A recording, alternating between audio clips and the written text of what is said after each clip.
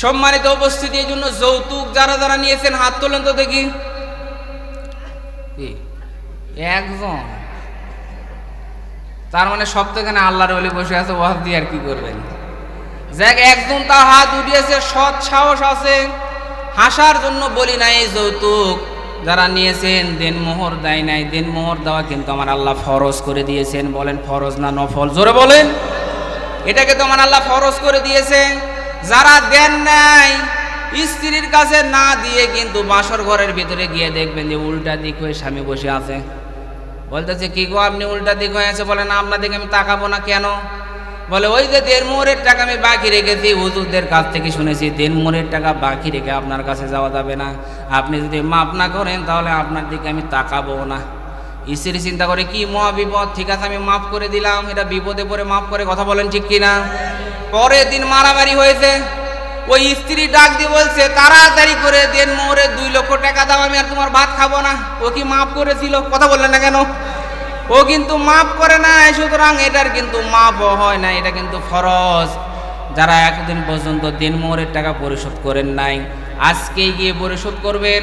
যদি আপনার সম্পদ না থাকে তাহলে আপনার জমি দরকার হলে আপনার স্ত্রীর নামে লিখে দিবেন। দিবেন তো ইনশাআল্লাহ?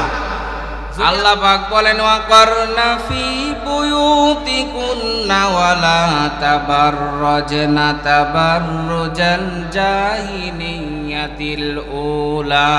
জোরে বলেন আল্লাহু আকবার।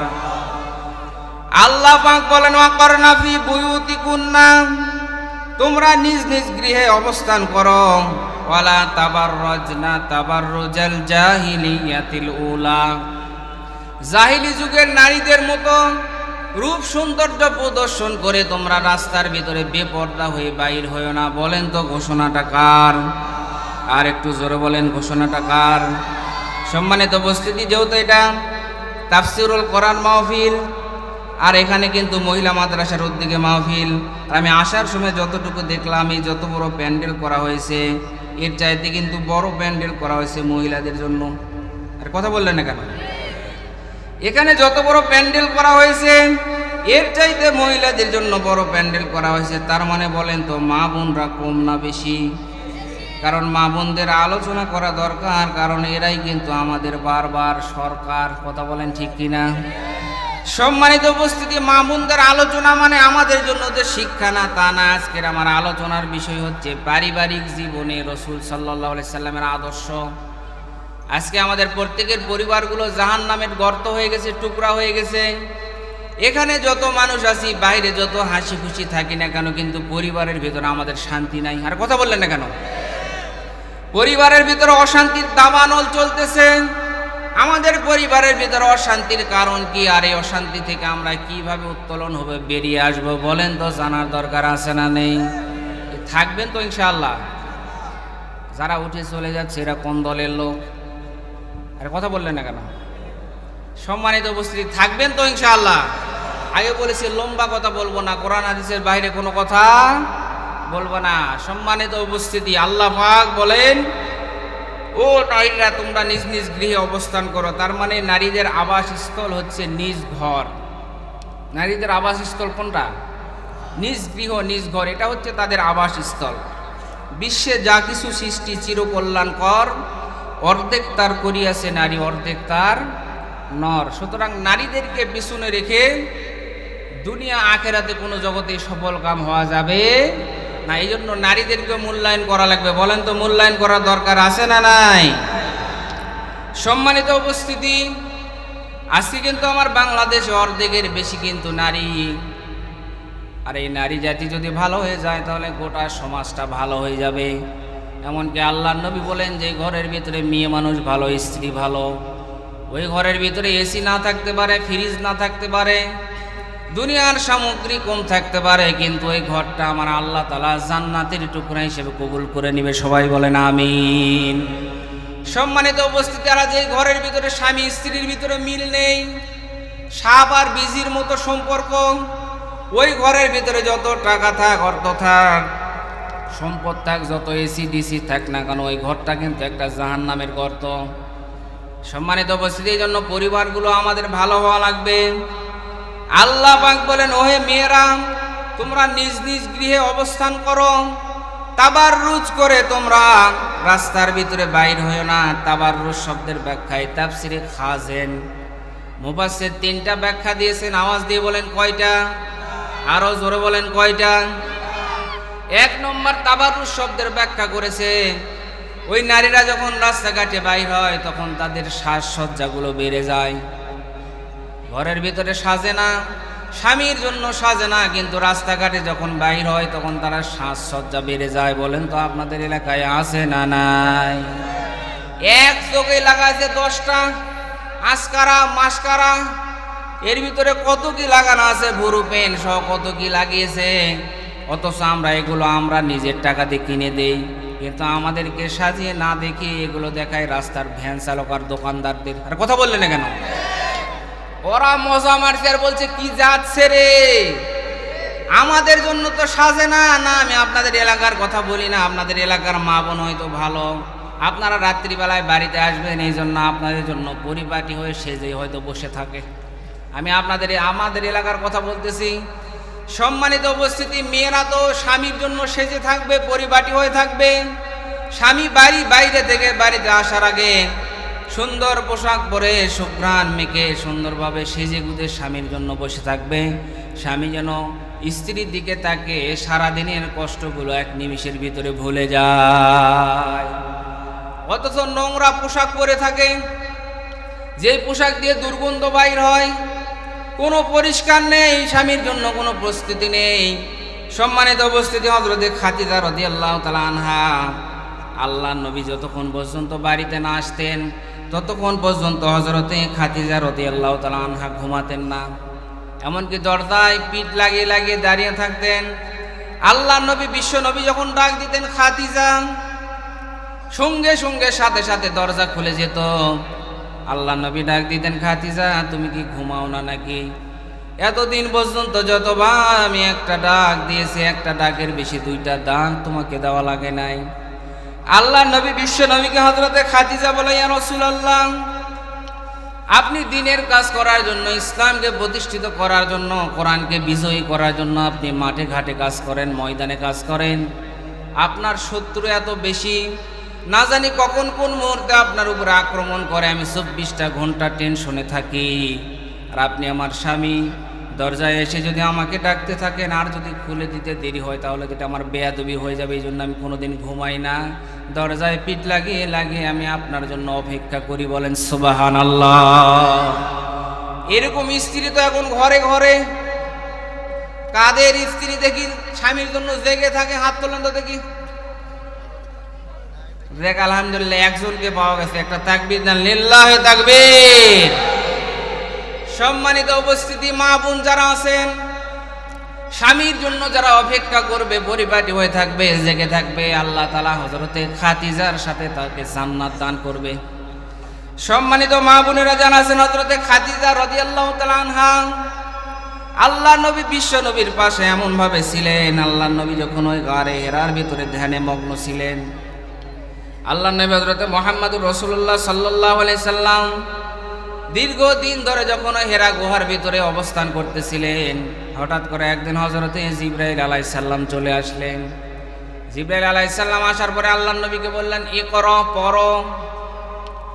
আল্লাহর নবী বললেন, ভাই জিবরাইল, আমি কি পড়ব? আমি তো পড়া জানি না। আল্লাহর নবীকে একবার, দুইবার, এরকম করে 3বার বলা হলো পড়ো। আল্লাহর নবী একই কথা বললেন, আমি পড়তে জানি না। হযরতে জিবরাইল আলাইহিস সালাম আল্লাহর নবীকে বুকের সাথে নিয়ে একটা চাপ দিলেন, ছিঁড়ে দিলেন। এরপরে বললেন, ইকরা বিসমি রাব্বিকাল্লাযী খলাক। জোরে বলেন আল্লাহু আকবার। আল্লাহর নবীকে বলা হলো, পড়ো তোমার প্রভুর নামে, যিনি তোমাকে সৃষ্টি করেছেন। আল্লাহর নবী বললেন, আল্লাহর নামে যদি পড়া হয়, আমার সৃষ্টিকর্তার নামে যদি পড়া হয়, তাহলে এই পড়া পড়তে আমার কোনো অসুবিধা নেই। এখান থেকে বোঝা যায় যে পড়া আমরা পড়বো একজনের নামে পড়া লাগবে। বলেন তো তিনার নাম কি? আল্লাহর নবী ভয় পেয়ে গেলেন। জীবনের প্রথম জিবরাইল আলাইহিস সালাম এসেছেন। আল্লাহর নবী বাড়িতে চলে গেলেন। যাওয়ার পর হযরতে খাদিজা রাদিয়াল্লাহু তাআলা আনহাকে বললেন, জাম্মিলুনি জাম্মিলুনি, খাদিজা আমাকে তাড়াতাড়ি করে ঢেকে দাও, কম্বল মুড়ি দিয়ে দাও, আমার ভয় লেগেছে, আমার গায়ে জ্বর এসেছে, আমি ভীতু হয়েছি, আমি ভয় পেয়েছি। আল্লাহ নবী বিশ্ব নবীকে হযরতে খাদিজা রাদিয়াল্লাহু তাআলা আনহা সার্টিফিকেট দিচ্ছে, হে নবী ইয়া রাসূলুল্লাহ আপনি ভয় করবেন না, ওয়াল্লাহি লা ইউসিকাল্লাহু আবাদা, ওহে নবী আপনি ভয় করবেন না, আপনার রব তো কোনো ক্ষতি করতে পারে না, কারণ আপনি তো আত্মীয়তার সম্পর্ক বজায় রাখেন, সত্য কথা বলেন, অপরের বোঝা বইয়ে দেন, মেহমানদারি করেন, বিপদগ্রস্তদেরকে সাহায্য করেন। সুবহানাল্লাহ বলবেন না? আল্লাহর নবী সম্পর্কে হযরতে খাদিজা রাদিয়াল্লাহু তাআলা আনহা 5টা সার্টিফিকেট দিলেন। এটাকে কিন্তু ছোটখাটো বিষয় ভাবার দরকার নেই, কারণ স্ত্রী তার স্বামীর ব্যাপারে সার্টিফিকেট দিচ্ছে, অথচ আল্লাহর নবী বলেন যে স্বামী তার স্ত্রীর ব্যাপারে সার্টিফিকেট দিবে যে আমার স্ত্রী ভালো ছিল, আর যে স্বামী যার স্ত্রী স্বামীর ব্যাপারে সার্টিফিকেট দিবে যে আমার স্বামী ভালো ছিল, স্বামী বলবে আমার স্ত্রী ভালো ছিল, আল্লাহর নবী বললেন ওই ব্যক্তি আল্লাহ তাআলার জান্নাতি হয়ে যাবে। বলেন সুবহানাল্লাহ। কারণ স্ত্রীর সাক্ষ্য এটা কিন্তু অনেক বড় জিনিস। কারণ আমি আপনাদের সামনে বড় হুজুর, সবাই মানুষ আপনাকে জানে, আমাকে জানে যে আমি হুজুর, আমি আলোচনা করি, তাফসীর করি, কোরআন হাদিস থেকে কথা বলি, কিন্তু আমি আসলে কিরকম এটা কিন্তু আপনাদের চাইতে সবচাইতে ভালো জানে আমার স্ত্রী। কথা বলেন ঠিক কিনা? আর কথা বললেন না কেন? আমার স্ত্রী কিন্তু সবচাইতে ভালো জানে যে আমি কয় নম্বর। দুনিয়ার সকল মানুষ যদি আমাকে হুজুর বলে, কিন্তু বইয়ের কাছে কিন্তু হুজুর হওয়া এত সহজ না। কারণ দেখবে যে সব মানুষ হুজুর বলতে পারে না চেনার কারণে, কিন্তু স্ত্রী কিন্তু একজন স্বামীকে ভিতর বাইর সব কিছু কিন্তু 100% জানে। কথা বলেন ঠিক কিনা? সম্মানিত উপস্থিতি, আল্লাহর নবীকে হযরতে খাদিজা রাদিয়াল্লাহু তাআলা আনহা বললেন, ইয়া রাসূলুল্লাহ ভয় পাবেন না, আপনি তো আত্মীয়তার বন্ধন বজায় রাখেন। অথচ আমাদের অনেক পরিবার আছে আজকে আমরা আত্মীয়তার সম্পর্ক রাখতে পারছি না। আর কথা বললেন না কেন? এই আত্মীয়তার সম্পর্ক যে রাখতে পারছি না, এর পিছনে প্রধান কারণ হচ্ছে এই মেয়ে মানুষ। এখানে যতগুলো মানুষ আছেন কেউ কিন্তু আমরা চাই না যে আমাদের মা বাবাগুলোকে আমরা আলাদা করে দেই, কেউ চাই বলেন? কিন্তু পরিবারে কতদিন আর মারামারি করবেন, গন্ডগোল করবেন, কত আর আপনি সংসারের ভিতরে অশান্তি করবেন। এক পর্যায়ে অশান্তি করতে করতে বাধ্য হয়ে কিন্তু মন না চাইলেও মা বাবাকে আলাদা করে দেওয়া লাগে। কথা বলেন ঠিক কিনা? অথচ হযরতে খাদিজা রাদিয়াল্লাহু তাআলা আনহা বলতেছেন আপনি তো আত্মীয়তার সম্পর্ক ঠিক রাখেন, কারণ লা ইয়াদখুলুল জান্নাতা কাতিউন, যারা আত্মীয়তার সম্পর্ক ছিন্ন করবে তারা কিন্তু আল্লাহর জান্নাতে যেতে পারবে না। সম্মানিত উপস্থিতি, এখানে যারা মা বোনরা যারা আছেন শুনতেছেন, এই জন্য আপনি যদি চান আপনার স্বামী ভালো থাক, আপনার স্বামীর হায়াত বৃদ্ধি হোক, রিজিকে বরকত হোক, তাহলে আপনার স্বামীর যারা রক্তের আত্মীয়, রক্তের সম্পর্ক, তাদের বন্ধন যেন ঠিক থাকে, সেই কাজ আপনাকে করা লাগবে। কি কথা কি আমার বুঝেছেন আপনারা? সম্মানিত উপস্থিতি, এরপরে আল্লাহর নবী সম্পর্কে বললেন যে আপনি সত্য কথা বলেন, অপরের বোঝা বইয়ে দেন, মেহমানদারি করেন এবং বিপদগ্রস্তকে সাহায্য করেন। সম্মানিত উপস্থিতি, আল্লাহর নবী যখন ভয় পেয়ে গেলেন, আল্লাহর নবীকে নিয়ে হযরতে খাদিজা রাদিয়াল্লাহু তাআলা আনহা চলে গেলেন তার চাচাতো ভাইয়ের কাছে। চাচাতো ভাই বয়স্ক মানুষ, তিনি তাওরাত কিতাব পড়তেন, বিভিন্ন কিতাবগুলো পড়তেন, ওরাকার কাছে নিয়ে গেলেন। যাওয়ার পরে বলেন, ভাই এরকম একজন এসেছিল, যার কারণে মুহাম্মদ সাল্লাল্লাহু আলাইহি সাল্লাম তো ভয় পেয়ে গিয়েছে। তার চাচাতো ভাই ডাক দিয়ে বলল, বোন যে বর্ণনা আমি শুনলাম, এই বর্ণনা তো তাওরাত কিতাবের ভিতরে আমি পড়েছি। এরকম একজন তো মুসা আলাইহিস সালামের কাছেও আসতো, ঈসা আলাইহিস সালামের কাছে আসতো, তার নাম হচ্ছে হযরতে জিবরাইল আলাইহিস সালাম। হযরতে খাদিজা রাদিয়াল্লাহু তাআলা আনহাকে বললেন, তোমরা সাবধানে থেকো, তোমার এই কওমের লোকেরা মুহাম্মদ তোমাকে কওম থেকে তোমাকে বাহির করে দিবে, তাড়িয়ে দিবে, বিতাড়িত করবে। আল্লাহ নবী বিশ্ব নবী সেদিন আশ্চর্য হয়েছিল, কি ব্যাপার, এই গোটা কওমের মানুষেরা, আবু জেহেল, আবু লাহাব সহ সব মানুষেরা আমাকে ভালো বলে, আল আমিন বলে, আস সদিক বলে, সত্যবাদী বলে, আমার কাছে আমানত রাখে, অথচ এই মানুষগুলো আমাকে তাড়িয়ে দিবে না, আমার বিশ্বাস হচ্ছে না। সম্মানিত উপস্থিতি, আল্লাহ নবী বিশ্ব নবী তখন কিন্তু বিশ্বাস করেনি। আল্লাহ নবীর কাছে যখন ওহী নাজিল হলো, আল্লাহ নবী যখন কোরআন দিয়ে দাওয়াত দেওয়া শুরু করে দিলেন, আল্লাহ নবী যখন বললেন লাত মানাত উজ্জা, গাছের বোঝা, মাছের বোঝা, সূর্যের বোঝা, এগুলো আমি একটাও মানি না, লা ইলাহা ইল্লাল্লাহ একজনকেও আমি মানি না, সৃষ্টি যার এই দুনিয়ার ভিতরে হুকুম চলবে তার কথা বলেন ঠিক কিনা? আলা লাহুল খালকু ওয়াল আমর, সৃষ্টি যার এই দুনিয়ার ভিতরে হুকুম চলবে তার। এতদিন পর্যন্ত যারা আল্লাহর নবীর পক্ষে ছিল আল আমিন বলতো, আর সদিক বলতো, এমনকি আল্লাহর নবীর জন্মে খুশি হয়ে যে আবু লাহাব নিজের দাসীকে পর্যন্ত আজাদ করে দিয়েছিলেন, এত খুশি হয়েছিল। এ আবু লাহাবই আল্লাহর নবীর দিকে পাথর নিক্ষেপ করে বললেন, তাব্বাল্লাকা ইয়া মুহাম্মদ, হে মুহাম্মদ তুই ধ্বংস হ। আল্লাহর নবী এত কষ্ট পেলেন যে পর মানুষে দুঃখ দিলে দুঃখ মনে হয় না, আপন মানুষ দুঃখ দিলে মেনে নেওয়া। এরকম একটা গান আছে না নাই? কথা বলে না কেন? গান হলেও কিন্তু কথা সত্য। পর মানুষে দুঃখ দিলে দুঃখ অতটা মনে হয় না, কিন্তু নিজের মানুষ কিন্তু অল্প দুঃখ দিলে দুঃখ কিন্তু বেশি লাগে। আল্লাহর নবী অত্যন্ত কষ্ট পেলেন যে আমার নিজের চাচা আমার দিকে পাথর নিক্ষেপ করলো, গালিগালাজ করলো। আল্লাহর নবী তখন বুঝতে পারলেন আল হাক্কু মুররুন, আরবিতে একটা প্রবাদ রয়েছে, সত্য তিতা। আর আল্লাহ পাক যেখানে কোরআনের ভিতরে হকের কথা বলেছেন, তারপরের শব্দে আল্লাহ তাআলা ধৈর্যের কথা বলেছেন। কেন আল্লাহ তাআলা ধৈর্যের কথা বলেছেন? কারণ হক তিতা, সবাই হককে মেনে নিবে না। হক কথা বলার কারণে কিছু লোক থাকবে যারা এই হকের বিরোধিতা করবে। কথা বলেন। সম্মানিত উপস্থিতি, আমরাও দেখেছি, আমি যদি শুধু নামাজ রোজা হজ যাকাত এগুলোর বয়ান করি, সুবহানাল্লাহর ফজিলতের বয়ান করি, তাহলে সব মানুষ কিন্তু আমাকে বলবে ভালো হুজুর। আর কথা বললেন না কেন? কিন্তু আমি যখন বলবো যে না, এই দুনিয়ার সৃষ্টি যার হুকুম চলবে তার, আল্লাহ তাআলার বিধানের কথা যখন আমি বলবো, তখন এক শ্রেণীর মানুষ বলবে এই হুজুর তো রাজনীতি করে। বলেন তো আছে না নাই? হুজুররা রাজনীতি করবে না তো তুমি করবে মিয়া?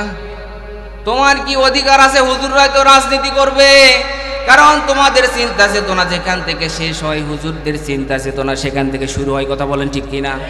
আমাদের এলাকায় একটা প্রবাদ আছে, মোল্লার দৌড় মসজিদ পর্যন্ত। আপনাদের এলাকায় বলে নাকি? আসলে মোল্লার দৌড় কিন্তু মসজিদ পর্যন্ত না, মোল্লার দৌড় আল্লাহর জান্নাত পর্যন্ত। কথা বলেন ঠিক কিনা? সম্মানিত উপস্থিতি, মোল্লাদের কি মনে করেছো তোমরা যে পচা রাজনীতি করো, মানুষকে জুলুমের রাজনীতি করো? আমরা সেই রাজনীতি করি না, আমরা আল্লাহর দেওয়া কোরআনকে প্রতিষ্ঠিত করার রাজনীতি করি। কথা বলেন ঠিক কিনা? সুতরাং আমাদের কোনো পরাজয় নেই। অনেকে মনে করে হুজুর অনেক তো 53 বছর 54 বছর হলো, কই আপনারা তো এত রাজনীতি করলেন, কোরআনকে তো বিজয়ী করতে পারলেন না, আপনারা তো বিফল। বলেন আমরা বিফল না। এই কোরআনের রাজনীতি যারা করে, কিয়ামত পর্যন্ত এই কোরআন যদি সংসদে না যায়, বিজয়ী না হয়, কোরআনের আইন যদি প্রতিষ্ঠিত না হয়, এরপরে আমরা 100% সফল। কথা বলেন ঠিক কিনা? আল্লাহ পাক শুধু দেখবে তুমি চেষ্টা করেছো কিনা, তোমার ভিতরে এই ইচ্ছা ছিল কিনা যে কোরআন প্রতিষ্ঠিত হোক, দিন বিজয়ী হোক। তোমার সর্বোচ্চ চেষ্টা তুমি করেছো, অর্থ দিয়ে, সম্পদ দিয়ে, সময় দিয়ে, জীবন দিয়ে লড়াই করেছো। বরং এই পৃথিবীর ভিতরে ইসলাম যদি প্রতিষ্ঠিত না হয়, এরপরেও আল্লাহর জান্নাত আপনার জন্য অপেক্ষা করছে। সুতরাং আমরা হেরে যাওয়ার রাজনীতি করি না, আমরাই বিজয়ী। কথা বলেন ঠিক কিনা? তোমরা বিজয়ী হয়েছো, হওয়ার পরে দিনের ভোট রাটিয়ে দাও। অনেক মানুষ আছে, আগেই বলেছি, তওবার নিয়ত থাকা লাগবে, ভুলকে ভুল স্বীকার করা লাগবে। এই যে আমার এলাকায় একজন এসে বলে হুজুর আমি ইসলামী আন্দোলনে যোগ দিব। বলে আপনি তো ওই দলে ছিলেন, এখন তো আপনাকে তওবা করা হবে। বলে হুজুর তওবা করব, কিন্তু আমি বললাম তওবা করলে সকল গুনাহ তোমার আল্লাহ মাফ করবে না। বলে কোনটা? ওই যে আপনি যে ভোট মেরেছিলেন একা 100টা। বলেন তো আপনাদের এলাকায় আছে না নেই? কারা কারা মারছেন হাত তোলেন তো দেখি। কয়টা মারছেন বাবজান? বাবজান কয়টা মারছেন? একা 9টা। যাক আলহামদুলিল্লাহ, সত্যকে স্বীকার করছে। সবাই একটা তাকবীর দেন, লিল্লাহে তাকবীর। এই যে ইমানের পরিচয়, এটা আগেই বলেছি, তওবার 1 নম্বর শর্ত কি? সত্যকে স্বীকার করা লাগবে। গুনাহ করেছেন এটাকে স্বীকার করা লাগবে, অনুতপ্ত হওয়া লাগবে। তাহলে আপনি যে মারছেন ওই ব্যক্তিকে আমি বললাম, আপনি যে একা 100টা ভোট মেরে দিয়েছেন, তাহাজ্জুদের কাজ আপনি করে দিয়েছেন, তাহাজ্জুদের সময় আপনি যে আমার অধিকার নষ্ট করলেন, এখন এই গুনাহ মাফ চাবেন কার কাছে? আল্লাহর কাছে মাফ চাইলে হবে? এখন আপনি কার ভোট মারছেন এটা তো আপনি নিজেও জানেন না। এখন কতটা বিপদ! আমি বললাম যেই কেন্দ্রে আপনি ভোট মারছেন ওই কেন্দ্রের ভোটার লিস্ট নিয়ে, যতগুলো ভোটার লিস্ট আছে প্রত্যেকের ভোটারের বাড়ি বাড়ি গিয়ে মাপ চাওয়া লাগবে। কথা বলেন। এখন অনেক মানুষ তো মারাও গেছে, মাপ চাবেন কার কাছে? সম্মানিত উপস্থিতি, এই জন্য গুনাহ করলেও এমন গুনাহ করা যাবে না যেই গুনার কারণে পরবর্তীতে তওবা করলে হয়তো আমার আল্লাহ ক্ষমা করবে না। এই জন্য গুনাহ করলেও ভেবে চিন্তা করা দরকার। সম্মানিত উপস্থিতি, এখানে যারা আছেন, আল্লাহ নবী, বিশ্ব নবী যখন কোরআনের দাওয়াত দেওয়া শুরু করলেন, হকের দাওয়াত দেওয়া শুরু করলেন, সঙ্গে সঙ্গে আল্লাহ নবীর উপরে স্টিম রোলার শুরু হয়ে গেল। আল্লাহ নবীর কোনো শত্রু ছিল না, আল্লাহ নবীর শত্রু শুরু হয়ে গেল। এই যে আমার বাড়ির পাশে একটা বাজার আছে, ইসলামী আন্দোলনে একটা প্রোগ্রামে আমি যখন বক্তব্য দিলাম, সৃষ্টি যার, এই দুনিয়ার ভিতরে হুকুম চলবে তার। এরপরে একদল ওই জালেমের লোকেরা বলে, আমি হুজুরকে তো ভালোই ভাবতাম, এই হুজুরের ওয়াজ আর শোনা হবে না। তখন আমি চিন্তা করলাম, না, এতদিন পর্যন্ত আমার ওয়াজ হয়নি, কেবল হচ্ছে। কথা বললেন না কেন? সবাই যদি আমাকে ভালো বলে, এই ওয়াজ তো ওয়াজ না, এটা প্যানসা ওয়াজ। কথা বলেন ঠিক কিনা? সুতরাং সবাই যে ভালোবাসবে, সবাই যে ভালো বলবে তাও না। আজকে আলোচনা শেষ হওয়ার পরে দেখবেন কালকে বা যাওয়ার সময় অনেক মানুষ সমালোচনা করবে, আরে হুজুর কি ওয়াজ করে গেল, কি ওয়াজ করলাম। মানে এটা তো বোঝার যোগ্যতা আপনার হয় নাই। যোগ্যতা তাদের হয়েছে যারা রাম আর বামের পিছে করে না। যাদের যোগ্যতা আছে তারা কোরআনকে প্রতিষ্ঠিত করতে চায়। কথা বলেন ঠিক কিনা? সম্মানিত উপস্থিতি, হযরতে আয়েশা, হযরতে খাদিজা রাদিয়াল্লাহু তাআলা আনহা আল্লাহর নবীর পাশে সব সময় থাকতেন, সাপোর্ট দিতেন। এমনকি আল্লাহর নবীর কারণে, ইসলামের কারণে হযরতে খাদিজা রাদিয়াল্লাহু তাআলা আনহা সব সম্পদ দান করে দিয়েছিলেন। আল্লাহর নবীর কাছ থেকে কোনোদিন কিছু চায় নাই। কেন চাইনি? আল্লাহর নবী তো দিতে না পারলে মন খারাপ করবে। মা বোন যারা আছেন, কথাটা অ্যাক্টিভ হয়ে শোনা লাগবে। এই জন্য খাদিজার কি মন ছিল না? কিছু কি মনে চাইতো না? অবশ্যই চাইতো, কিন্তু কোনোদিন কেন চাই নাই? হযরতে খাদিজা রাদিয়াল্লাহু তাআলা আনহাকে আল্লাহর নবী বলেছিলেন, খাদিজা তুমি আমার কাছে কোনোদিন কিছু চাও নাই কেন? তবে একদিন কিন্তু চেয়েছিলেন। আল্লাহর নবী বাড়িতে আসলেন, আসার পরে দেখা হযরতে খাদিজা রাদিয়াল্লাহু তাআলা আনহা ছোট্ট বাচ্চার মতো কান্নাকাটি করতেছে, গড়াগড়ি করতেছে আর কান্নাকাটি করতেছে। আল্লাহর নবী ডাক দিয়ে বললেন, খাদিজা তুমি কান্নাকাটি করো কেন? আমি তোমাকে কিছু দিতে পারি না, এই জন্য কি তুমি কান্নাকাটি করো? মন খারাপ হয়েছে? হযরতে খাদিজা রাদিয়াল্লাহু তাআলা আনহা বলেন, ইয়া রাসূলুল্লাহ, আমি তো আপনার কাছে জীবনে কোনোদিন কিছু চাই নাই, তবে আজকে আমি আপনার কাছে 3টা জিনিস চাবো। আওয়াজ দিয়ে বলেন, কয়টা জিনিস? 3টা জিনিস চাই। আল্লাহর নবী বললেন, খাদিজা তুমি আমার কাছে গোটা জীবনে তোমার এত সম্পদ ছিল, গোটা মক্কার ভিতরে তুমি সবচাইতে ধনী মানুষের ভিতরে একজন মানুষ ছিলে। এত সম্পদগুলো তুমি ইসলামের জন্য, কোরআনের জন্য, কোরআনকে প্রতিষ্ঠিত করার কাজে তুমি ব্যয় করেছো, আর আমার সাথে থেকে থেকে সব সময় তুমি সাপোর্ট দিয়েছো। আমি তোমাকে তো কিছুই দিতে পারি নাই, তবে তুমি যা চাইবে, আমার যদি সাধ্য থাকে অবশ্যই আমি সাধ্য মোতাবেক চেষ্টা করব। আল্লাহ নবী হযরতে খাদিজা রাদিয়াল্লাহু তাআলা আনহা বলে, ইয়া রাসূলুল্লাহ, ইয়া হাবিবাল্লাহ, আমার 1 নম্বর চাওয়া, আমি যখন মারা যাব, মারা যাওয়ার পরে আমাকে যখন কবরের ভিতরে দাফন করা হবে, তখন যেন আপনার জুব্বা মোবারক দিয়ে দাফন করা হয়। কারণ আমার ধারণা, আপনার জুব্বা যদি আমার গায়ের ভিতরে থাকে, তাহলে কবরের আযাব আমার কাছে আসতে পারবে না। হযরতে খাদিজা রাদিয়াল্লাহু তাআলা আনহা 2 নম্বরে বললেন, ইয়া রাসূলুল্লাহ, কবর যখন খনন করা হয়ে যাবে, খনন করার পরে যখন কবরটা একবারে রেডি হয়ে যাবে, আমাকে শোয়ানোর আগে আপনি একটু কবরের ভিতরে শুবেন, একটু গড়াগড়ি করবেন। আমার বিশ্বাস, যেই কবরে বিশ্বনবী মুহাম্মদুর রাসূলুল্লাহর শরীর স্পর্শ করবে, ওই কবরে কোনো সময় আযাব আসতে পারে না। 3 নম্বর চাওয়া, ইয়া রাসূলুল্লাহ, আমি যখন মারা যাব, সব মানুষ যখন আমাকে মাটি দিয়ে চলে যাবে, আপনি যাবেন না।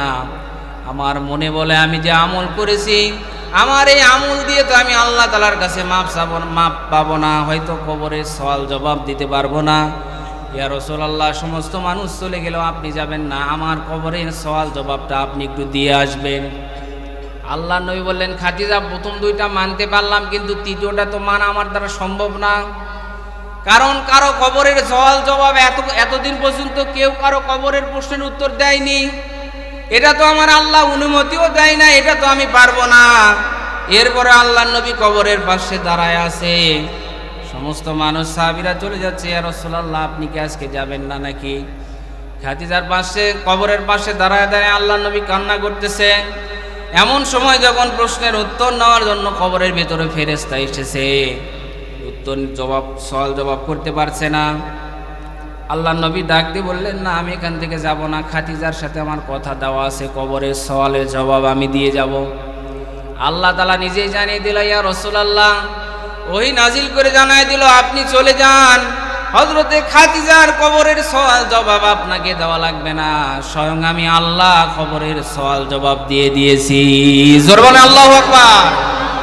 এই খাদিজা কোন খাদিজা? যেই খাদিজাকে আমার আল্লাহ নিজে সালাম জানিয়েছিলেন।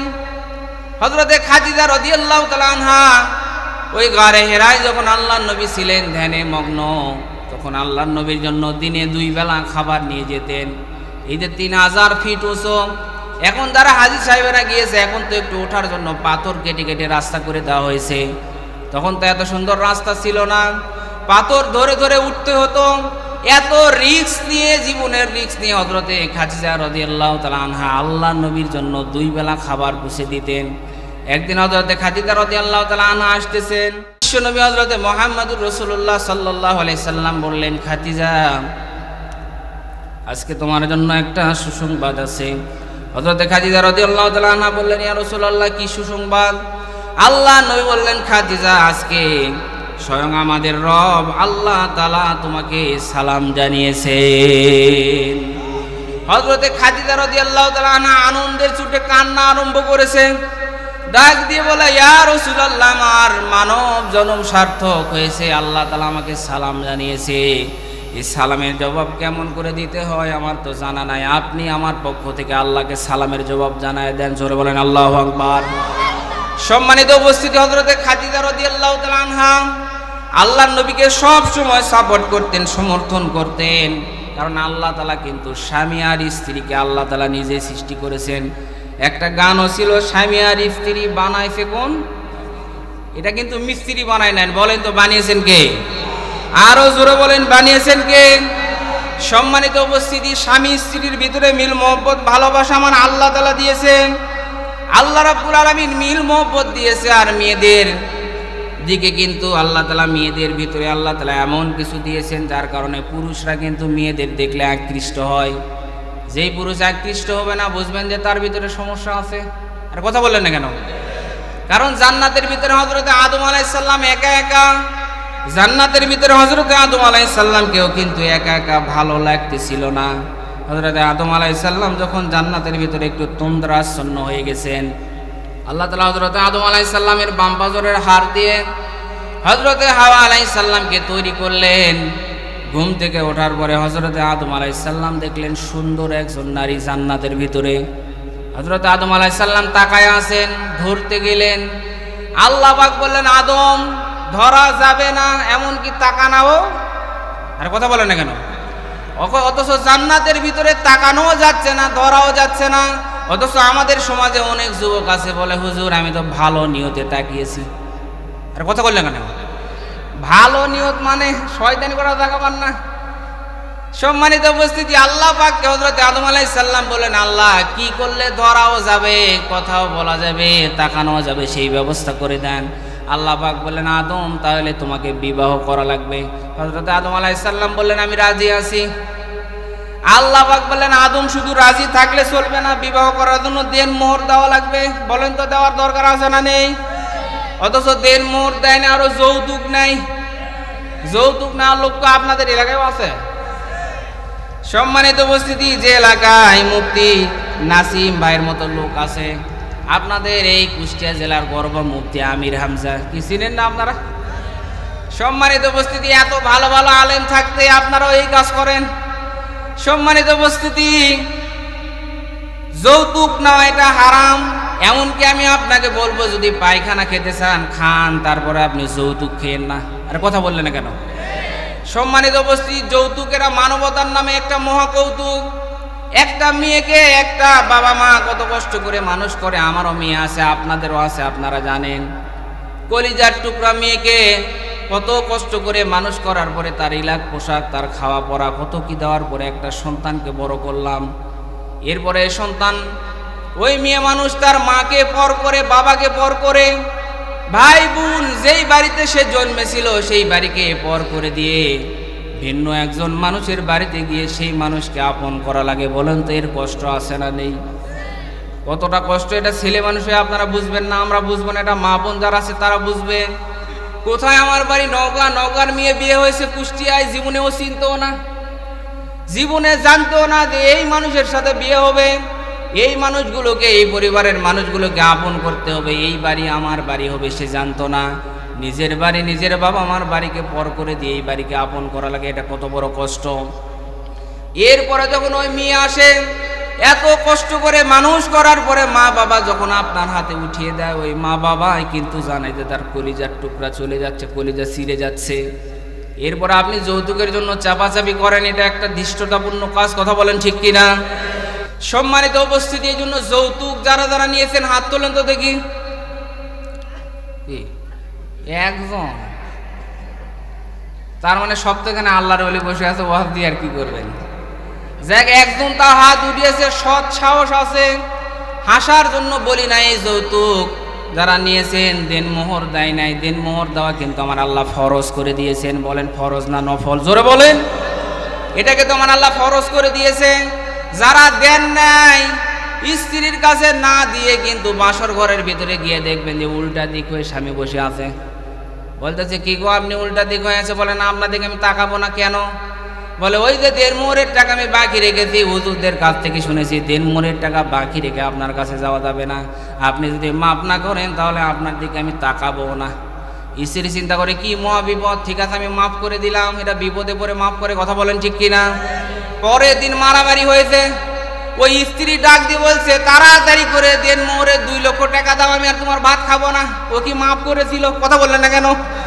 ও কিন্তু মাফ করে না। সুতরাং এটার কিন্তু মাফ হয় না, এটা কিন্তু ফরজ।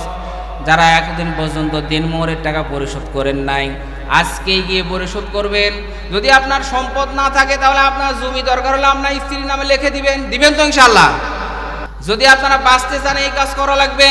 আল্লাহ পাককে হযরত আদম আলাইহিস সালাম বললেন, আল্লাহ আমি রাজি আছি বিয়ে করতে, তবে দেনমোহর দেওয়া লাগবে, আমার কাছে তো কিছু নাই।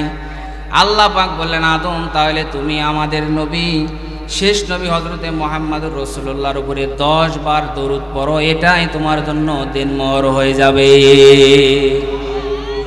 এই বিধান যদি এখন থাকতো তাহলে কয়টা করতেন? কথা কন না কেন? এই বিধান যদি থাকতো তাহলে তো আমাদের জন্য খুব উপকার হতো। এখন তো এই বিধান নেই। সম্মানিত উপস্থিত, হযরত আদম আলাইহিস সালামের সাথে বিবাহ দিয়ে দিলেন। দেওয়ার পরে আল্লাহ পাক জানালেন, وَقُلْنَا يَا آدَمُ اسْكُنْ أَنْتَ وَزَوْجُكَ الْجَنَّةَ وَكُلَا مِنْهَا رَغَدًا حَيْثُ شِئْتُمَا وَلَا تَقْرَبَا هَذِهِ الشَّجَرَةَ فَتَكُونَا مِنَ الظَّالِمِينَ।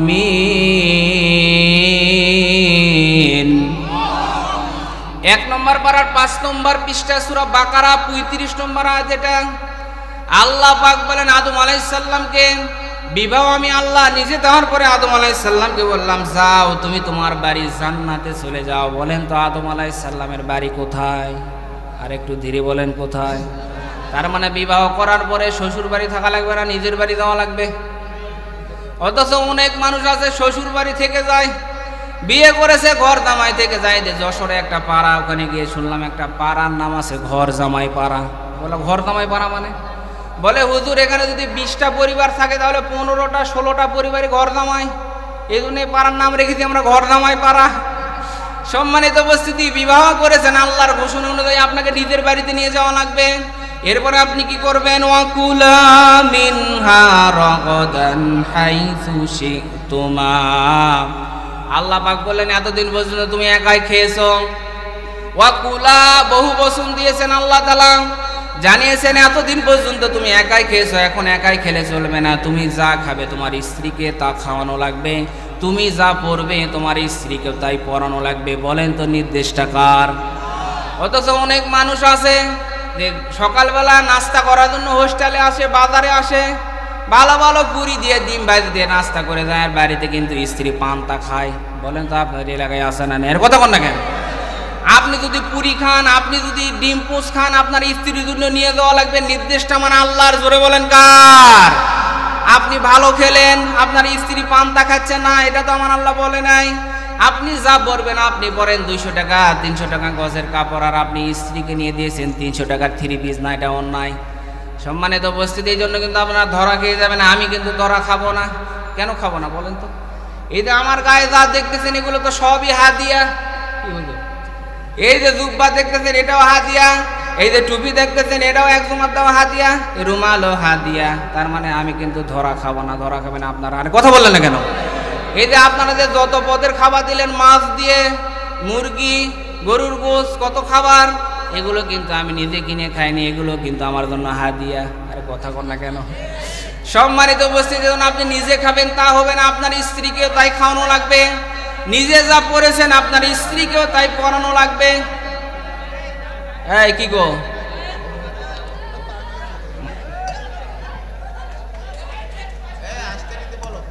কেউ কথা না বলি, ভুল করে এসেছে, মাথার সমস্যা কি? সম্মানিত উপস্থিতি, এই জন্য আপনারা যা খাবেন যা পরবেন স্ত্রীদেরকে ওই রকম মানসম্মত পোশাক পরানো লাগবে। সম্মানিত উপস্থিতি, আল্লাহ পাক বললেন তোমার স্ত্রীকে নিয়ে যা খুশি তাই করো, ঘোরাফেরা করো। তবে আমার আল্লাহ তাআলা একটা নির্দিষ্ট সীমানা দিয়ে দিলেন, ওয়ালা তাকরাবা হাদিহিস শাজারা। সম্মানিত উপস্থিতি, আল্লাহ পাক একটা গাছের কথা বললেন, ওটা একটা নির্দিষ্ট সীমানা। আল্লাহ পাক বললেন এই গাছের নিকটবর্তী তোমরা হইও না, তাহলে তোমরা জালেমদের অন্তর্ভুক্ত হয়ে যাবে। সম্মানিত উপস্থিতি, আল্লাহ পাক এখানে যারা জানিয়েছেন স্ত্রীকে নিয়ে মাঝে মাঝে ঘুরতে যাও, বেড়াতে যাও, তবে এমন জায়গায় যাওয়া যাবে না যে জায়গায় গেলে স্ত্রীর পর্দা থাকে না, ঈমান থাকে না। বলেন তো এরকম জায়গা আছে না নেই? কথা বলেন। এমন অনুষ্ঠানে যাওয়া যাবে না যেই অনুষ্ঠানে গেলে পর্দা থাকে না, আল্লাহর নাম থাকে না। এখন যতগুলো অনুষ্ঠান হয় প্রত্যেকটা অনুষ্ঠানে কিন্তু দুটা প্রধান অতিথি গেটের কাছে দাঁড়িয়ে থাকে। গেটের কাছে প্রধান অতিথি, বলেন নাম কি? বোঝেননি আপনারা? দুটা বড় বড় বক্স, বলেন দুটা বড় বড় শয়তান, বলেন দুটা বড় বড় কি? প্রধান অতিথি দাঁড়িয়ে আছে। কেউ না দেখলে সমস্যা নেই, প্রধান অতিথি। এই যে আমার ভাতিজি, ছোট্ট ভাতিজি ক্লাস 1-এ পড়ে, আর বড় ভাতিজি আছে এখনো বুঝতে শিখে নেই। মাঝে মাঝে বলে চাচা আমার বোনের যখন বিয়ে হবে তখন কিন্তু এরকম বড় বড় বক্স নিয়ে আসবো। আমি বলি কি গো? আমি হুজুর মানে সব জায়গায় ওয়াজ করি, বাবা তুমি যদি বক্স নিয়ে আসো তাহলে আমার হুজুরগিরি থাকবে। বলে হুজুর, বলে চাচা আপনি যদি বিয়েতে না আসেন তবু আমাদের সমস্যা নেই, কিন্তু বক্স কিন্তু আশাই লাগবে। ওটা কিন্তু ওর দোষ না, এটা আমাদের পরিবেশের দোষ। কথা বলেন ঠিক কিনা? ও তো দেখে সব জায়গায় এটাই চলে, মনে হয় বিয়ে করলে এটা লাগবে। সম্মানিত উপস্থিতি, হারাম জায়গা, নিষিদ্ধ জায়গায় আপনি যেতে পারবেন না, তবে হালাল জায়গায় মাঝে মাঝে স্ত্রীকে নিয়ে বেড়ানো লাগবে। কিন্তু আমরা স্ত্রীদেরকে নিয়ে বেড়াই না, প্রেমিকাদেরকে নিয়ে বেড়াই। বলেন তো এলাকায় আছে না নেই? প্রেমিকাদের নিয়ে বেড়াতে গেছে, আমি হিজরত করেছে। সম্মানিত উপস্থিতি, না এই কাজ করা যাবে না। আল্লাহর নবীও মাঝে মাঝে হযরত আয়েশা সিদ্দিকা রাদিয়াল্লাহু তাআলা আনহাকে নিয়ে বেড়াতে যেতেন। রাতের বেলায় আল্লাহর নবী একদিন গেলেন, বের হলেন, জ্যোৎস্নার রাত, অনেক আলো।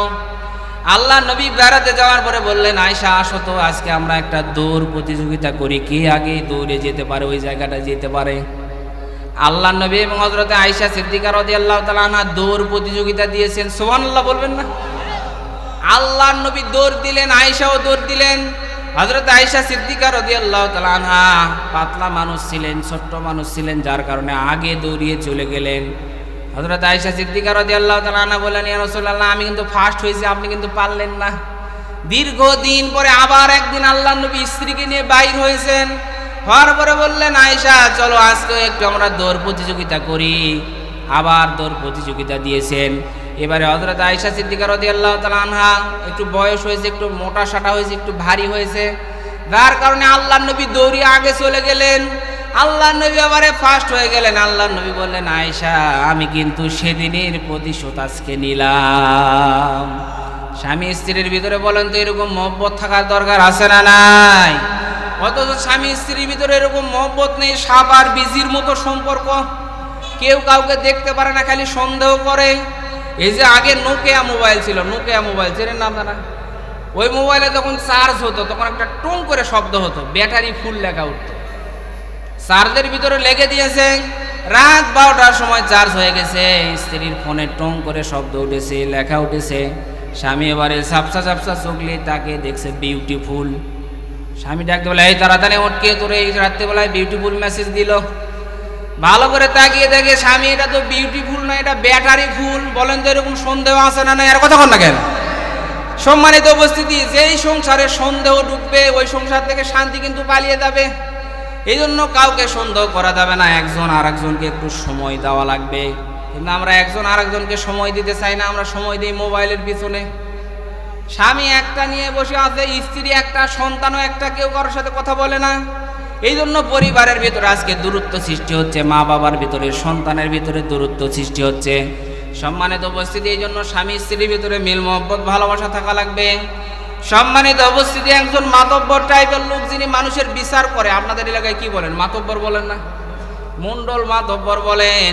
ওই মাতব্বর বিচার করছে, হঠাৎ করে একজন দূরে গিয়ে বলে, মাতব্বর সাহেব আপনি বিচার করছেন আর আপনার স্ত্রী তো রাগ করে গিয়ে ওই নদীতে ঝাঁপ দিয়েছে, তাড়াতাড়ি করে চলেন।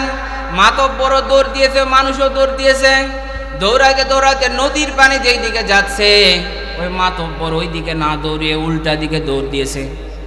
এখন সব মানুষ বলে, মাতব্বর আপনার মাথা তো শেষ, মানুষের বিচার করতে করতে আপনার মাথার ভিতরে মাল মশলা সব তো ড্যামেজ হয়ে গেছে। নদীর স্রোত যায় দক্ষিণে, সুতরাং দক্ষিণ দিকে আপনার স্ত্রী ভেসে যাবে, আপনি উত্তর দিকে যান কেন?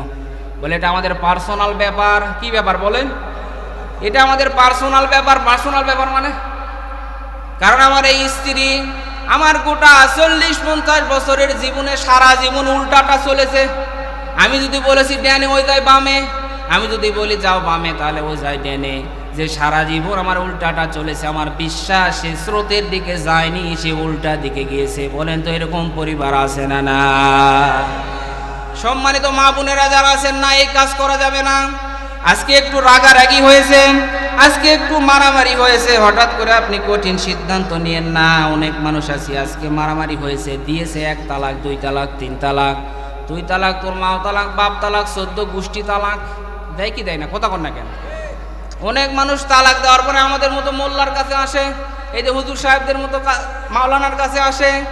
আসার পরে বলে, হুজুর সত্য কথা বলি, আল্লাহর কসম করে বলি, ইচ্ছা করে তালাক দেইনি, রাগের মাথায় তালাক দিয়েছি। বলেন তো রাগ করে তালাক দিলে তালাক হবে না? হবে না? আরে কেউ কি রাগ করে সেটা ভালোবাসা তালাক দেয়? বউ আই লাভ ইউ টু, বউ তোকে 1 তালাক, 2 তালাক, 3 তালাক, কেউ কি এই কথা বলছে নাকি? আরে কথা কন না কেন? তালাক তো মানুষ রাগ করেই দিবে। কেউ যদি রাগ করে বিষ খায় তাও কিন্তু বিষ খাওয়া, কেউ যদি হাসতে হাসতে বিষ খাওয়া, তাই বলেন তো মরবে না? মরবে না? সুতরাং যে তালাক দিবে হাসতে হাসতে তালাক দিল তালাক, রাগ করে তালাক দিল তালাক। সুতরাং আজকে একটু মারামারি হয়েছে, আজকে একটু রাগারাগি হয়েছে, আপনি কঠিন সিদ্ধান্ত নিয়েন না। আল্লাহ পাক জানিয়েছে, ওয়ালা তানসাউল ফাদলা বাইনাকুম ইন্নাল্লাহা বিমা তা'মালুনা বাসীর।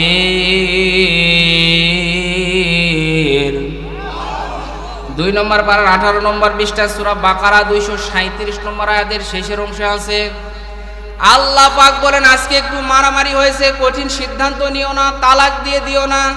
এই স্ত্রীর অনেক ভালো ভালো অবদান তোমার জীবনে বলেন তো আছে না নাই? ওই ভালো ভালো দিনের কথা স্মরণ করে আজকে এর অপরাধকে তুমি মাফ করে দাও। কত সুন্দর শিক্ষা আল্লাহর নবী দিয়েছেন। সম্মানিত উপস্থিতি, যাদেরই স্বামী স্ত্রীর মাঝে সম্পর্ক ভালো নেই, প্রত্যেকেই প্রত্যেককে ছাড় দিতে হবে। এরপরে অনেক স্ত্রী থাকতে পারে, অনেক স্বামী থাকতে পারে যে না হচ্ছে না। আল্লাহ পাক কিন্তু তালাককে হালাল করেছেন, তবে এটা নিকৃষ্ট হালাল। এটা কি বললাম বলেন? নিকৃষ্ট। আপনি একবারে তালাক দিতে পারবেন না। সিস্টেম হচ্ছে 1 নম্বরে আপনাকে উপদেশ দেওয়া লাগবে, ওয়াজ করা লাগবে। এরপরেও কাজ না হলে স্ত্রীর বিছানা আপনাকে আলাদা করে দেওয়া লাগবে। এরপরেও কাজ না হলে একটু শাসন করা লাগবে, মারধর দেওয়া লাগবে, বকাঝকা করা লাগবে। এরপরে যদি না হয় তার বাবা মাকে ডেকে বাবা মা দিয়ে বুঝিয়ে, যদি না হয় তাহলে তার মা বাবার বাড়িতে পাঠিয়ে দেওয়া লাগবে। এরপরে 1ম মাসে দেওয়া লাগবে 1 তালাক। জোরে বলেন কয় তালাক? প্রথমে কিন্তু এই কয়েকটা কাজ করা লাগবে, উপদেশ দেওয়া লাগবে, এরপরে বিছানা আলাদা করা লাগবে, শাসন করা লাগবে, মা বাবাকে ডাকা লাগবে। এরপরে কাজ না হলে কয় তালাক? 1 মাসে 1 তালাক দিলেন। 1 মাস যখন হয়ে গেল, যদি সংশোধন হয়, যদি ভালো হয়, তাহলে কিন্তু আপনি ওই স্ত্রীকে নিয়ে আবার ঘর সংসার করে খেতে পারবেন, কোনো সমস্যা হবে। যদি না হয় তাহলে 2য় মাসে আবার আর 1 তালাক। এরপরে যদি সংশোধন হয় ঘর সংসার করে খেতে পারবেন, যদি না হয় তাহলে তৃতীয় মাসে আবার তালাক। এই 3 মাসে সঠিক পদ্ধতি অনুযায়ী কেউ যদি তালাক দেয় তাহলে কিন্তু ওর পরিবারের ভিতরে আর কোনোদিন ঝামেলা হবে না। কথা বলেন ঠিক কিনা? এইভাবে না দিয়ে একবারে তালাক দিয়ে পরের দিনে বুঝে দিই না এই বই আমার ভালো ছিল, ওই এক তালাক দিলে কিন্তু একটু দূরত্বে গেলে কিন্তু বুঝতে পারতো না এই সংসারে আমার ভালো ছিল, আবার কিন্তু তারা সংসার করে খেত। কিন্তু 3 তালাক দেওয়ার পর ওই বউ আমরা যে সিস্টেমে নিয়ে, এটা একটা সিটারি সিস্টেম। কি সিস্টেম বলেন তো? সিটারি বলতে যে হুজুর আপনার সাথে বিয়ে দেবো, তবে শর্ত কি শর্ত? বিয়ে দেওয়ার 3 দিন পরে তালাক দেওয়া লাগবে। বিয়ে দিচ্ছে শর্ত দিয়ে তালাক দেওয়া লাগবে। বলেন এই বিয়ে হয়েছে না হয় না? এটা কথা বল না কেন?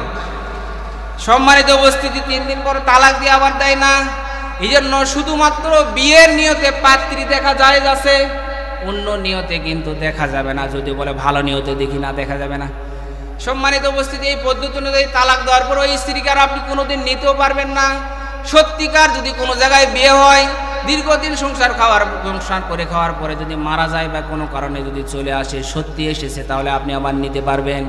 সম্মানিত উপস্থিতি, রাগারাগি হলে কঠিন সিদ্ধান্ত নেওয়া যাবে না। বলেন তো এই ঘোষণাকার? আরেকটু জোরে বলেন, ঘোষণাকার? সম্মানিত উপস্থিতি, এই জন্য আজকে আমাদের সংসারের ভিতরে রাগারাগি হলে রাগকে নিয়ন্ত্রণ করা লাগবে। আল্লাহর নবী বলেন লাইসা শাদীদু বিসুরআম, ওই ব্যক্তি সবচাইতে বড় বীর যে ব্যক্তি রাগের সময় নিজের নিয়ন্ত্রণ করতে পারে। আমরা মনে করি ওই ব্যক্তি বড় বীর যে ব্যক্তি কুস্তি করে মানুষকে হেরায় দেয়, ওই মনে হয় বড় বীর। না, আল্লাহর নবী বলেন ওই ব্যক্তি বড় বীর নয়, ওই ব্যক্তি বড় বীর যে ব্যক্তি রাগের সময় নিজের নিয়ন্ত্রণ করতে পারে। তাহলে রাগের সময় আপনি কেমন করে নিজের নিয়ন্ত্রণ করবেন বলেন তো? এই কথা আল্লাহর নবী বলেছেন না বলে নাই? 1 নম্বরে আল্লাহর নবী মসজিদে নববীর ভিতরে প্রবেশ করলেন। হাদিস, আল্লাহর নবী প্রবেশ করার পরে দেখলেন 2 জন সাহাবী কথা কাটাকাটি হতে হতে এমন পর্যায়ে চলে গেছে যে মারামারি হবে, এমন একটা অবস্থা। আল্লাহর নবী বললেন ও সাহাবায়ে কেরাম, আমি এমন একটা বাক্য জানি, এই সাহাবীরা যদি এই বাক্য পড়ে তাহলে নিমিষের ভিতরে আমার আল্লাহ এদের রাগকে ঠান্ডা করে দিবে। সবাই আমার সঙ্গে পড়ুন, আউযু বিল্লাহি মিনাশ শাইতানির রাজিম। আল্লাহর নবী শিখিয়ে দিলেন। তার মানে আমাদের যখন রাগ আসবে তখন আমরা সবাই পড়ব আউযু বিল্লাহি মিনাশ শাইতান। পড়বেন তো সবাই ইনশাআল্লাহ? আল্লাহর নবী 2 নম্বর চিকিৎসা বললেন, রাগ আসে শয়তান থেকে, আর এই শয়তান তৈরি আগুন থেকে। যখন তোমাদের কারো ভিতরে রাগ আসে তখন ঠান্ডা পানি দিয়ে ওযু করো, আমার আল্লাহ তোমার রাগকেও ঠান্ডা করে দিবে। সুবহানাল্লাহ বলবেন না? রাসূলের শিক্ষানো পদ্ধতি অনুযায়ী আমরা রাগকে ঠান্ডা করব তো ইনশাআল্লাহ? সম্মানিত উপস্থিতি, এই জন্য মা বোন যারা আছেন, আমরা সবাই চাই আমাদের স্ত্রীগুলো ফাতেমা হোক, আয়েশা হোক, আমাদের স্ত্রীগুলো খাদিজা হোক। আমরা সবাই চাই না? আমরা যদি চাই আমাদের স্ত্রী ফাতেমা হোক তাহলে আমাদের হযরতে আলীর মতো হওয়া লাগবে। এটা কথা বল না কেন? আমরা যদি চাই আমাদের স্ত্রী হযরতে খাদিজার মতো হোক তাহলে আমাদের চরিত্র কিন্তু রাসূলের চরিত্রের মতো হওয়া লাগবে।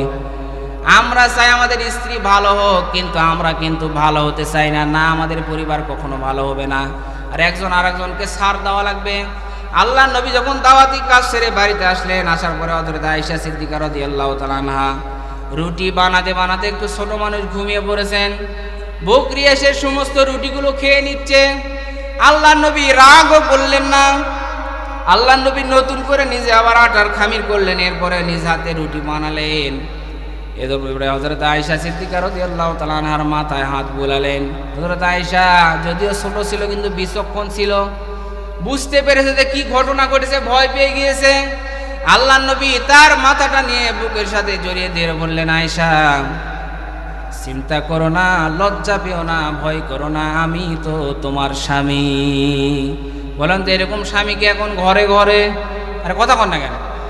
সম্মানিত উপস্থিতির জন্য বলেন তো আমাদের 2 পক্ষেরই ছাড় দেওয়ার দরকার আছে না নাই? সম্মানিত উপস্থিতি, আমাদের উভয়ের ছাড় দিতে হবে। অনেক মা বোন আছে বলে হুজুর নামাজ পড়তে পারি না, নামাজ আর কি পড়বো, আমার স্বামী ভালো না। আপনার স্বামী তো আর ফেরাউনের চাইতে খারাপ না। কথা কন না কেন? ফেরাউনের চাইতে তো খারাপ না।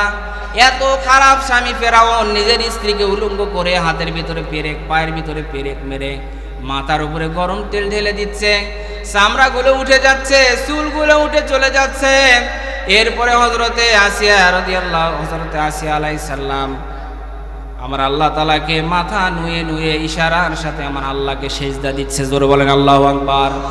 আমি যতগুলো কারণ পেয়েছি আল্লাহ তাআলা জান্নাত যে দুনিয়াতে হযরতে আসিয়াকে দেখিয়ে দিয়েছেন এর কারণ, তার ভিতরে আমি অন্যতম কারণ পেয়েছি যে স্বামীর কোনো সময় বদদোয়া করেনি, ফেরাউনের মতো স্বামী। এরপর আমার আল্লাহ তাআলা যে কোরআনুল কারীমের ভিতরে সময় কম, আয়াতগুলো তিলাওয়াত করে বলতে পারছি না। আল্লাহ পাক জানিয়েছেন, হযরতে আসিয়া বলল যে আল্লাহ এই ফেরাউনের বাহিনীর দুষ্কৃতির হাত থেকে আপনি আমাকে রক্ষা করেন, আর আপনি এমন জায়গায় আমাকে একটা ঘর বানায় দেন যেই ঘরের ভিতরে বসে বসে আল্লাহ আমি আপনাকে যেন দেখতে পাই। অথচ ফেরাউনের জন্য কিন্তু তিনি বদদোয়া করেনি। আর 2 নম্বরে হযরতে আসিয়া আল্লাহকে সেজদা দিতেন, ওই কঠিন অবস্থায়ও মাথা নুয়ে নুয়ে হযরতে আসিয়া আমার আল্লাহকে সেজদা দিচ্ছে। প্রিয় মা বোনেরা, যে হাদিস তেলাওয়াত করেছিলাম, আল্লাহর নবী বলেন কোন মা বোনেরা যদি 4টি কাজ করতে পারে, 1 নম্বরে 5 ওয়াক্ত নামাজ, 2 নম্বরে রমজান মাসের রোজা, 3 নম্বরে ফরজ পর্দা নিজের সতীত্বের হেফাজত, আর 4 নম্বরে স্বামীর খেদমত, এই 4টা কাজ যারা করতে পারবে ওই মা বোনদেরকে আমার আল্লাহ তাআলা যেই দরজা দিয়ে ইচ্ছা সেই দরজা দিয়ে জান্নাতে প্রবেশের অনুমতি দিবেন। আল্লাহ তাআলা যেন আমাদের সকলকে আমল করার তৌফিক দান করে, সবাই বলেন আমিন। হযরতে ফাতেমা রাদিয়াল্লাহু তাআলা আনহাকে জান্নাতের নারীদের সর্দারিনী বানানো হয়েছে। কেন বানানো হয়েছে আমি যতগুলো কারণ পেয়েছি তার ভিতরে সর্বপ্রথম কারণ হচ্ছে যে পর্দাকে সবচাইতে বেশি গুরুত্ব দিতেন। এমনকি তিনি যখন মারা যাবেন, মারা যাওয়ার আগেও তিনি পর্দাকে এতটা গুরুত্ব দিয়েছেন। হযরতে আলী রাদিয়াল্লাহু তাআলা আনহুকে বলেছিলেন, ও আমার প্রাণের স্বামী, আমি যখন মারা যাব বেশি মানুষকে খবর দেওয়ার দরকার নাই, অল্প মানুষকে খবর দিয়ে ঘরোয়াভাবে তুমি আমাকে দাফন করে দিও। কারণ আমি রসুলের মেয়ে শুনলে অনেক মানুষ আসবে, অনেক সাহাবায়ে কেরামরা আসবে, আমার দিকে তাকাবে, কেউ হয়তো খেয়াল করবে যে রসুলের মেয়ে লম্বা ছিল, কেউ বলবে খাটো ছিল, কেউ বলবে চিকন ছিল, কেউ বলবে মোটা ছিল, হয়তো আমার পর্দার খেলাফ হয়ে যেতে পারে। এই জন্য আমি যখন মারা যাব তখন রাতের বেলায় অল্প মানুষকে দিয়ে আপনি দাফন কাফন করাবেন। তার মানে চিন্তা করেন পর্দাকে সে কত বেশি গুরুত্ব দিতেন। এরপরে 2 নম্বর কারণ পেয়েছি, হযরতে আলী রাদিয়াল্লাহু তাআলা আনহু এত ভক্তি করতেন, এত ভালোবাসতেন, কোনোদিন তাকে কষ্ট দিয়ে কোনো কথা বলে নাই। আর 3 নম্বর যেটা কারণ পেয়েছি, সবচাইতে তিনি বেশি বেশি আমল করতেন। এই জন্য মা বোন যারা আছেন এই 3টা কাজ করবেন। 1 নম্বর কি বললাম? পর্দা। 2 নম্বর বলেন স্বামী ভক্তি, আর 3 নম্বরে নেক আমল। আল্লাহ তাআলা আমার মা বোনদেরকে এই কাজগুলো করার তৌফিক দান করে, সবাই বলেন আমিন। সম্মানিত উপস্থিতি মা বোনেরা, শেষ কথা বলতেছি, মা বোন যারা আছেন তাদের মডেল হবে 6 জন নারী। আওয়াজ দিয়ে বলেন কয়জন নারী? আরো জোরে বলেন কয়জন নারী? 6 জন নারী। হযরতে খাদিজা, হযরতে আয়েশা, হযরতে ফাতেমা, হযরতে আসিয়া, হযরতে মরিয়ম আলাইহিস সালাম, এরকম করে 6 জন নারী হবে মা বোনদের জন্য মডেল। এরা তাদেরকে অনুসরণ করবে। স্টার জলসার জি বাংলা মা বোনদের জন্য মডেল হতে পারে না, কথা বলেন ঠিক কিনা? এজন্য এদের জীবনীগুলো কিনে দিবেন তো ইনশাআল্লাহ। বাড়ির ভিতরে স্টার জলসা দিয়েছেন, কত কি দিয়েছেন, কিন্তু এদের জীবনীগুলো পড়ানো হয় না। সম্মানিত উপস্থিতি, আল্লাহ তাআলা যেন আমাদের পরিবারগুলোকে সংশোধিত হয়ে দিনদার ইসলামী ধার্মিক পরিবার হিসেবে কবুল করে, সবাই বলেন আমিন।